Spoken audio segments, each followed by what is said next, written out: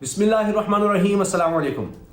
دو بہت بڑی خبریں سامنے آئی ہیں اور اگر یہ خبریں فیک نیوز میں شامل ہیں تو جس طرح کا بھی ماحول بنا ہوا ہے، حکومت جتنی زیادہ اگریسو نظر آ رہی ہے کسی بھی طرح کی جھوٹی اور غلط خبر پر، تو اس کا تو اب تک کوئی نہ کوئی نوٹس لے لینا چاہیے تھا۔ تو یہ دو بہت بڑی خبریں ہیں، دو بڑے انکشافات ہیں، اور جب آپ اس بارے میں جانیں گے پوری تفصیل تو یقیناً آپ بھی مجھ سے اگری کریں گے کہ عمران خان صاحب بھی ایسے ہی نہیں اتنے اطمینان میں بیٹھے ہوئے، انہوں نے بھی پوری تیاری کی ہوئی ہے اپوزیشن کے خلاف۔ اب آپ دیکھیے، ایک تو یہ کہ عمران خان صاحب اپنی اہلیہ کے ساتھ اچانک ایک افسر کے گھر جاتے ہیں، ایک عہدیدار کے گھر جاتے ہیں، اور دلچسپ بات یہ ہے کہ شاہد خاقان عباسی صاحب بھی جا چکے ہیں اس عہدیدار کے پاس۔ اب یہ بڑا انکشاف ہے، اور موجودہ حالات میں عمران خان صاحب کا اپنی اہلیہ سمیت جانا یہ بھی بڑی بات ہے کہ عمران خان صاحب جس طرح سے سیاسی معاملات کی اگر بات کریں تو اس میں بالکل بھی کسی طرح بھی ان کی اہلیہ انوالو نظر نہیں آتی۔ اچھا، دوسری چیز اس کے ساتھ دوسری بڑی خبر یہ ہے کہ عمران خان صاحب نے دو حکم نامے، ایک نہیں دو حکم نامے صدر مملکت سے دستخط کروا کر رکھ لیے ہوئے ہیں۔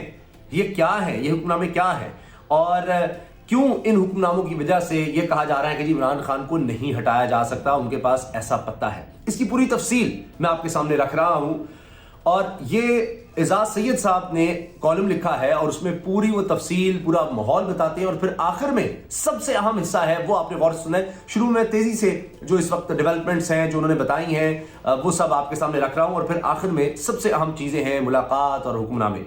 عمران خان حکومت، اچھا میں آپ کو بتا دوں اس کا عنوان ہے جی جھٹکا۔ عمران خان حکومت کا کڑا ناقد ہونے کے باوجود مجھے حکومت جاتی نظر آتی ہے، نہ اپوزیشن کی طرف سے تحریک عدم اعتماد کی کامیابی کی کوئی صورت نظر آ رہی ہے۔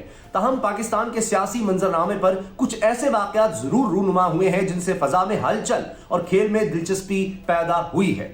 ان واقعات میں سب سے پہلے 5 فروری 2022 کو لاہور میں آصف علی زرداری کی لیڈر آف دی اپوزیشن میاں شہباز شریف سے ملاقات ہے۔ اس ملاقات میں پرانے کھلاڑیوں کے ساتھ نوجوان سیاستدان بلاول بھٹو زرداری، مریم نواز اور حمزہ شہباز بھی موجود تھے۔ زرداری کی سیاست کو سمجھنے والے لوگ اس بات سے آشنا ہیں کہ وہ اپنے پتے کھیل کر مرضی کا سیاسی منظرنامہ تشکیل دینے کے خوب ماہر ہیں۔ اس بار بھی زرداری صاحب نے یہی کیا۔ نون لیگی رہنماؤں سے ملاقات سے قبل ہی کچھ معاملہ طے تھے۔ ابتدا میں گونگنوں سے مٹی جھاڑنے کے مصداق قومی اسمبلی میں وزیر اعظم کے خلاف تحریک عدم اعتماد کی صورت شہباز شریف کو وزیر اعظم بنانے کی پیشکش کی گئی، جو نواز شریف کی طرف سے قابل قبول نہ تھی۔ پیپلز پارٹی کو اس بات کا پہلے سے پتا تھا۔ درون خانہ تحریک عدم اعتماد کی کامیابی کی صورت میں راجہ پرویز اشرف کا نام وزیر اعظم کے طور پر سنا جا رہا ہے، تاہم کوئی نیا نام سامنے آنا بھی بعید از قیاس نہیں۔ اس اہم ملاقات کے بعد 11 فروری کو پی ڈی ایم رہنماؤں نے بھی تحریک عدم اعتماد کی پیپلز پارٹی کی تجویز پر ہاں کر دی، یعنی کھیل میں مولانا فضل الرحمان بھی شامل ہو گئے۔ اگر آپ کو یاد ہو، جو ریگولر ویورز ہیں ان کو شاید یاد ہو کہ میں نے شہباز شریف صاحب کے حوالے سے کہ جی ان کو کہا گیا ہے کہ آپ وزیر اعظم بن جائیں، اور راجہ پرویز اشرف کا بھی، یہ بھی میں اس پر ویڈیوز بنا چکا ہوں کہ یہ اگلا وزیر اعظم کس کو اپوزیشن کی طرف سے وہ نامزد کریں، کیا کریں۔ تو ایسے ہی نہیں عدم اعتماد کی تیاری کریں، بعد کا منظرنامہ بھی تو ڈیسائیڈ کریں گے جی عمران خان کو ہٹائیں گے تو پھر آگے کیا کرنا ہے وہ میں پہلے کہہ چکا ہوں۔ آگے لکھتے ہیں جی، آصف زرداری اور شہباز شریف کی ملاقات کے بعد 3 اور اہم واقعات رونما ہوئے۔ ان میں سب سے اہم یہ کہ اسٹیبلشمنٹ کے قریب سمجھے جانے والے تحریک انصاف کے رہنما فیصل واوڈا کو الیکشن کمیشن نے 9 فروری 2022 کو 2018 کے عام انتخابات میں دوہری شہریت کے بارے میں جھوٹا حلف نامہ جمع کرانے پر نااہل قرار دے دیا۔ اس سے ایک طرف اپوزیشن خوش ہوئی تو دوسری طرف الیکشن کمیشن کی ساکھ بحال ہوئی، جو آگے جا کر بلدیاتی اور عام انتخابات میں استعمال کی جائے گی۔ بادشاہ کو بچانے کے لیے پیادے قربان کر دیے جاتے ہیں۔ ادھر بلوچستان میں بھی اسٹیبلشمنٹ کی مدد سے تشکیل دی گئی بلوچستان عوامی پارٹی باپ نے اچانک ہلچل شروع کر دی۔ اسٹیبلشمنٹ ایک طرف تو اس جماعت کے وزیر اعلیٰ سے بلوچستان میں خوش نہیں، ساتھ ہی اسلام آباد میں اس جماعت کے ارکان نے وفاقی کابینہ میں کم سے کم 4 وزارتوں کا حصہ مانگ لیا ہے۔ 11 فروری 2022 کو سینیٹ اجلاس میں باپ کے ارکان نے ایوان سے واک آؤٹ کر دیا۔ سینیٹر پرنس عمر داؤد زئی کی قیادت میں باپ سینیٹر جب ایوان سے باہر نکلے تو ان سے آمنا سامنا ہو گیا۔ پوچھا، آپ کی جماعت تو اشاروں کے بغیر نہیں ہلتی؟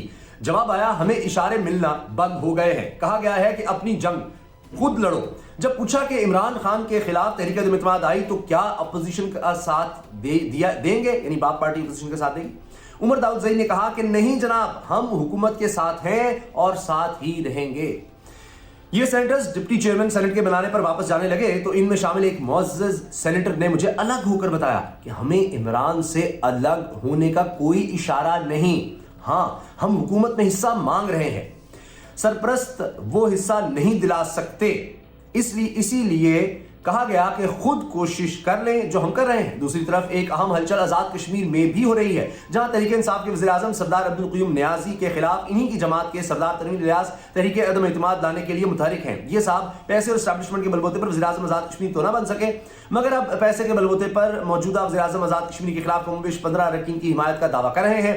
अगर पीपल्स पार्टी के 12 अरकान ने तनवीर इलियास की हिमायत कर दी तो 53 अरकान की असम्बली में ये साहब वज़ीर-ए-आज़म आजाद कश्मीर को शिकस्त देकर नए वज़ीर-ए-आज़म बन सकते हैं। मगर इसका चांस इसलिए कम है कि इनके पास असल में 15 नहीं 6 या 7 अरकान हैं। वहां सदर सुल्तान महमूद अपना अलग से फॉरवर्ड ब्लॉक बना चुके हैं। आजाद कश्मीर की सियासत का निसार भी मरकज ही पर है। इस्लामाबाद, लाहौर, बलूचिस्तान, आजाद कश्मीर में होने वाले इन वाक़यात का बराह रास्त असर वज़ीर-ए-आज़म इमरान खान के इक़्तिदार पर पड़ रहा है।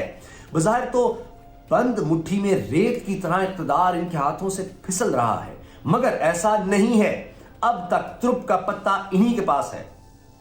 अब सबसे अहम हिस्सा, जब अपोजिशन के सियासतदान मुलाकातें करके इमरान हुकूमत के खिलाफ तहरीक अदम एतमाद की कामयाबी के दावे कर रहे थे, उस वक्त इमरान खान अपनी अहलिया के साथ एक ताकतवर शख्सियत के घर इससे मुलाकात कर रहे थे। ऐसा पहली बार नहीं हुआ कि मुंतखब वज़ीर-ए-आज़म अपने ही किसी अफसर के घर चला जाए। साबिक वज़ीर-ए-आज़म शाहिद खाकान अब्बासी भी बहैसियत वज़ीर-ए-आज़म इनके घर चले गए थे। पाकिस्तान में इक़्तिदार बचाने या मुस्तहकम रखने के लिए यह सब कुछ करना एक मामूल बन चुका है। वज़ीर-ए-आज़म इमरान खान के दाएं बाएं रहने वाले एक गैर मामूली वजीर से मुलाकात हुई तो पूछा कि क्या वज़ीर-ए-आज़म को इत्मीनान है कि एस्टैब्लिशमेंट इनके साथ है? जवाब आया, वज़ीर-ए-आज़म को पूरा इत्मीनान है कि एस्टैब्लिशमेंट इनके साथ है, लेकिन वज़ीर-ए-आज़म अलर्ट भी हैं और हर चीज पर नजर रखे हुए हैं। इक़्तिदार की बेनियाज राहदारियों के जुगादरियों से सुना है कि वज़ीर-ए-आज़म इमरान खान ने पार्लियामेंट और एक अहम शख्सियत के मुस्तकबिल के हवाले से 2 हुक्मनामे खामोशी से सदर मुमलिकत से दस्तखत करवा कर अपने पास रख लिए हैं। मैं दोहरा देता हूं, 2 हुक्मनामे हैं जी, पार्लियामेंट और एक अहम शख्सियत के हवाले से। इन हुक्मनामों में क्या है किसी को कुछ नहीं पता। इक़्तिदार के खेल से आगाह लोग जानते हैं कि वज़ीर-ए-आज़म के पास एक इख्तियार है जो इनकी इक़्तिदार में डटे रहने की जमानत है। वो इसी इख्तियार को अपने वक्त पर अपने मफाद में इस्तेमाल करेंगे, कोई कुछ कर ले। तहरीक अदम एतमाद लाने वाली जमातें फिलहाल वज़ीर-ए-आज़म को घर भेजने की पोजीशन में नहीं, हाँ मगर अपोजिशन के इस इक़दाम से फिलहाल पुरसुकून सियासी माहौल को एक झटका जरूर लगा है। देखना यह है कि अपोजिशन अपने दावे के मुताबिक ये झटका जल्जले में बदलती है या खुद झटके का शिकार होती है। आपकी इस बारे में क्या राय है, झटका किसको लगने वाला है? और आपसे एक बड़ी अहम गुजारिश, डॉक्टर फिजा अकबर खान जो हाल ही में पाकिस्तान की सबसे बेहतरीन एंकर करार पाई, आगे अवार्ड्स उनको मिले और सबसे पाकिस्तान की नंबर 1 टॉप एंकर का अवार्ड उनको दिया गया। उन्होंने अपना यूट्यूब चैनल शुरू किया है और बड़े बेहतरीन दबंग अंदाज के उनके तबसरे और खबरें होती हैं, तो आप ज़रूर उनके चैनल को सब्सक्राइब करें। और जिस तरह से वो अपने अंदाज से बता रही होती हैं, पाकिस्तान में उनका अपना ही अंदाज़ है खबर देने का, इंकशाफात करने का, तो मैं भी उनकी वीडियोज़ देख रहा हूँ, बहुत ही दिलचस्प होती हैं। तो आप भी ज़रूर उनके चैनल को सब्सक्राइब कीजिएगा। अल्लाह हाफ़िज़।